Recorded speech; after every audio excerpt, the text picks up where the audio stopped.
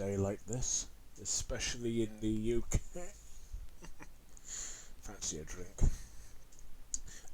Hello boys and girls, ladies and gentlemen, my name is Clayton Zoka. Welcome to another My Thoughts On, and today I'm going to be talking about the BFG, or the Big Friendly Giant.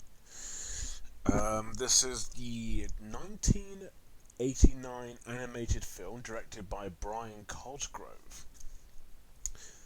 Now, the guy may not sound familiar, but his surname certainly does. He's actually the founder of Cosgrove Halls. It's a company that has made, or was part of, a lot of these like classic big British shows like Docula, Danger Mouse, Albie, just to name a few. And for those who live in the UK and who are like animation fans, and for those who've seen at least one of their shows, you'll know what the company is. And so in 1989, Brian actually directed an animation adaptation of Roald Dahl's classic book. And before we get into today's My Thoughts On, let's address the elephant in the room. No, I have not read the book. I will not be comparing it to the book since I don't know if the film captures it. Although, judging by, I remember seeing a comment saying that Roald Dahl actually, well, when he was alive, he actually did enjoy this adaptation. What more than Willy Wonka and the Chocolate Factory? Fair enough. That's fine. And also, no, I won't be doing my thoughts on the 2016 Spielberg film. Remake. And if you want to know what I think of it, it's pretty good.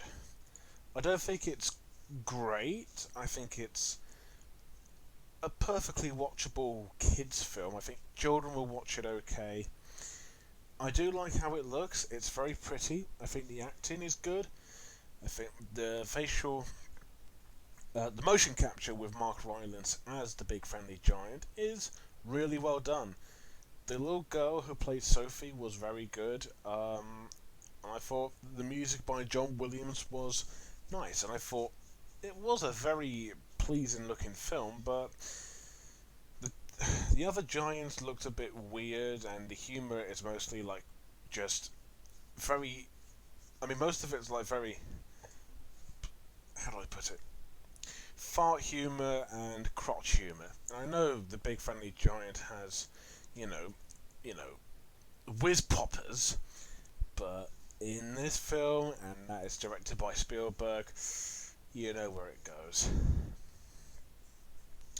So yeah, good film, but I wouldn't say it's great. It's kind of forgettable, really, and I haven't watched it since on DVD. I have seen it when it came out, but on DVD was literally the last time I've watched it. It's not the worst remake, it's probably one of the better ones, but that's about to change. And also, I can't say Disney because technically in the UK it's actually not from Disney, which is odd, but I guess it makes sense. It's actually E1. And I can kind of see why, but don't know what difference that makes. So yeah, the BFG. If you've read the book, or you know about the story of this animated classic, you know the drill. Sophie's in an orphanage. The giant takes him to Giant Country, where the giant, who's actually voiced by Sir David Jason, who you may know as Del Boy from Only Fools and Horses. He's a giant. He's not like one of those giants who eats children or crunches bones. No, he's a friendly giant, hence the name the Big Friendly Giant. And so he collects dreams, like bad dreams, and whenever he catches a bad dream, the only way to make the child stop thinking about them fears is to, well, give him a good dream. He hangs out in his little area, his home, where he eats, writes, and does the whiz popping, and, of course, write labels for dreams, like a dream catcher. However, he's kind of bothered by a lot of these giants, like, I'm going to forget their names. There's one called Flesh Lump Eater, and I forgot the rest. Flesh Lump Eater is the main antagonist of the feature, and well, they want to eat children. The BFG, however, since he is the big friendly giant, he doesn't really. He's not a child eater or a human eater, or a human being, as he calls it.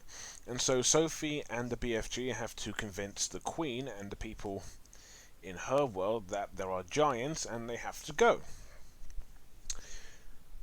Unlike the 2016 film, where, from what I remember, it was rather simple, but it did it in kind of a convoluted, yet very kind of dull and boring way. This one does it in a more simple, effective, magical, and very entertaining way. It tells its story, whether it's accurate to the book or not, I would probably say maybe. It does it in a way where children can understand it. They'll know why the giants have to go, and they know why Sophie doesn't want to stay in an orphanage. It makes sense. I'll give the film credit for having dark tones that really do work, especially when the giants are in. Whenever they enter, the music gets anonymous and big and threatening, and it makes the giants look big and threatening, but also very, very evil because they're giants who eat children. The humour of the film is not like this 2016 film where it's kind of all over the place and not all that funny. This one here is rather charming, simple, relaxing, and just very admirable. Especially from the giant, who can give me some very good chuckles and big laughs, especially to David Jason's performance. But mostly the film keeps it rather serious, magical, and even admirable. There's no big twist or anything, there's no, like, controversy or sequel. The film does exactly what it's supposed to do. Tell a story, and it does exactly that. Again, whether it's portraying the book well, I don't know, and I assume it is. It's just, I love it when films just tell a story that's rather simple, but has complexity to it. And this film, you could argue, has that. The first two acts where Sophie and the BFG are communicating is very amusing and very creative, especially the way the BFG talks, which is very funny and very, like, pretty cute. The third act, where the army comes in to stop the giants, is intense, gripping, dark, and just really visually admirable to watch. Well, unlike a few I don't know why I said Tim Burton, but speaking of which, now unlike a few Roald Dahl books, or film adaptations of his books, even though I've not seen all of them, the ones I have seen besides Fantastic Mr. Fox are really just meh. I mentioned the BFG, but Charlie and the Chocolate Factory I thought was kind of the weakest out of all of them, and I didn't like it. It shows that these directors just, they just want to put out their style on a story that's rather familiar. With this film, it just rather wants to. It's kind of like the Magic Pudding, where it rather wants to tell the story that's similar to the book, but capture the style too. Well, unlike the Magic Pudding, this film tells its story in a simple, effective, and beautiful way. And I think Cosgrove and his crew should really be proud of themselves.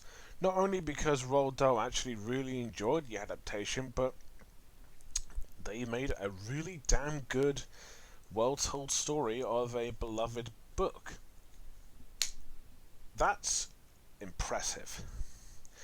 Animation. Yeah, looks a little different for Cosgrove. This is because this was roughly before a lot of the popular Cosgrove shows. Well, Albie, but I think Danger Mouse and Count Duckula, who I correct me if I'm wrong, but the two title characters I think are also voiced by David Jason. Does Cosgrove have a thing for David Jason or Del Boy? Rodney, you blogger. Anyways, but you can tell the animation definitely has that Disney look to it, and it's magnificent. This is really masterful. It's so atmospheric. The backgrounds look gorgeous and very beautiful. The character animation looks simple, cute, and even close to how people would actually look in real life, but they have a very cartoony but charming design. I love the dark atmosphere and the dark shading whenever we see the giants, and the giants look very menacing and very kind of scary actually, and while the BFG has a very simple yet very joyfully goofy look. Sophie has a very childish, well, not childish acting childish. I mean, she has the look of a child, and the way she moves and her expressions, she looks and acts like a child well. The BFG and his magic, especially catching dreams, the Whizzpopping also, it's super creative, and I can definitely tell that Roald Dahl had a real good time making the book. I bet he was very impressed and very happy to see all of his creations on the big screen on this animation. It's wonderful. And has it dated? No. I think it's held up pretty well. If this was 3D animated, this probably would have looked a lot like DreamWorks or something, but since this is 1989, it had to be hand drawn. And while I think, right, with this and Watership Down, I think the animation in both films really showed that 2D animation outside of Disney can still do a fantastic job of telling the story in both visuals and execution, and I think the BFG did it better. I mean, don't get me wrong, I love Watership Down, at least the Martin Rosen animated film, but with this, it really does capture the magic of going to giant country, and of course, Whizzpopping! Characters and acting. Obviously, the two main characters are the BFG and Sophie, and their chemistry is absolutely lovely. The BFG is an absolute joy to watch. I think he steals the show. I think he's funny, charming. He has a big heart. He's a character you can't hate. He's just lovable. Sophie's a bit stern, but she's also very sweet and innocent. Again, their chemistry is so lovely, so cute, and you can tell that both David Jason and I'm going to forget Amanda Root as Sophie, you can tell they're both actually having they are legit getting into their roles. As for the giants, Flesh Lumpita is quite threatening. The rest of the giants are. Who else? Oh yeah, the Queen of England is more of a supporting character. The two generals are the army. The only two characters that you should root for, the only two characters that the film focuses on the most is the BFG and Sophie. Everyone else just has a role. Again, the giants are villains, and the Queen of England and the army are supporting characters. And while the rest of them, I think, have unique personalities, the two main characters really do stand out. And the voice acting is really admirable. Obviously, people know that David Jason is the BFG, and I think if you don't think about Del Boy, I actually can't see Del Boy. I can only hear the BFG. The voice he gives for this character is really, really well done. You can imagine that's kind of how he talks in the book, even though it's just text. But he really sounds like he just sounds like he's having an absolute joy of voicing the character. Amanda Root as Sophie she has a very sweet, very innocent voice that really fits her character. Everyone else, like Angelica Thorne as Queen Elizabeth, I think she's really charming. She does almost sound like her as well, which is impressive. Genuinely, the characters, they're all memorable, they all have good personalities, but the main two are what makes this film heartfelt, touching, funny, and fun to watch. And with some fantastic voice acting, they are definitely more than human beings. On a side note, the score by Keith Hopwood and Malcolm Rao is wonderful. Keith Hopwood you probably recognise from Albie, Muffin the Mule, and Wide Eye. I think his music is really lovely, especially in Albie and Muffin the Mule. But in here, it's very unrecognisable. It's really atmospheric. It's really dark, really big. It's also really beautiful. And also, how can we forget the Whizzpopping song? Whiz pop, whiz bang, feel the bubbles go down. That's a song I can definitely 100% say that it's incredibly catchy. But unlike, I'm going to sound a little harsh here, but unlike something like Can't Stop the Feeling and Let It Go, where it plays non-stop, and as much as I like them two songs, they keep playing it over and over again, and you get tired of it. Same with The Greatest Showman, well, mostly. But this song I can just listen to anytime. It's just catchy, creative, and just fun to listen to. Well, I haven't seen this film in a very long time. My opinion on the film hasn't changed at all. I mean absolutely love this film. The BFG is an instant animated classic from the UK. The story, whether it's capturing the book, is debatable, and I don't know. It's very well told. It's simple. It has great themes. It has heart. It's touching, funny, creative, and entertaining. The animation is very masterful and just a sight to behold. The two main characters are lovely and memorable. Everyone else have great roles. The voice acting's strong. Cosgrove did a fantastic job directing this, and the music is wonderful. If you love Roald Dahl, if you love his book, you will love this film. I recommend this to everyone. I can see this being like one of those films where you can just sit down with your family, or if you have kids, if you're like a mum or dad, if you have kids or something, I can see like an entire family sitting down watching this animated classic. I absolutely love it. It's a film that I will never get tired of watching. Very underrated, and I can see why people will probably go for the 2016 film. Again, I like the 2016 film, but it's not great. It's just kind of average, but this is a high recommendation. 10 out of 10, no questions asked. Wow. And I remember this film very well. It was kind of a nostalgic memory of mine. I remember seeing this in a VHS opening. I don't remember what it's from. I think it's something to do with Thomas the Tank Engine, but I could be wrong. But I did watch this. This was on CITV quite a lot in I think the 2000s. And it shows because it is a really, it must have been a really beloved film that it's been shown on CITV so much. And I do remember watching it on CITV, and it was just magical. Anyway, so yeah, the BFG. What do you guys think of it? What's your favourite version? This or the 2016 film? Let me know below.